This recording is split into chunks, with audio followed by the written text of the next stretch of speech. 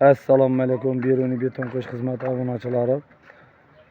Beruniy Lenzimdagi yana bir ishimizni bitirdik. Bu yerda Sarvar akaning uyida ishladik. Bu yerda quygan stoyashkamiz 227 kvadrat bo'ldi. Stoyashkamiz 10 santidan yuqori bo'lmadi.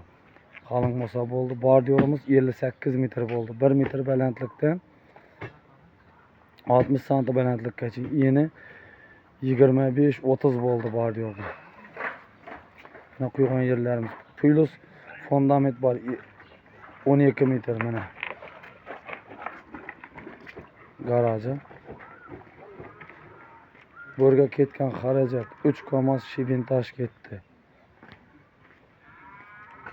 1 KAMAZ butkamin 276 xalta sement. O'sha ketgan xarajat 38 million 870 ming so'm bo'ldi. Qo'laqisi, setkisi, klyonkisi, sementi hamma narsa ichinde. O'tda shurga. Sen yo'lda shurga paytda turaver. Qo'y onda.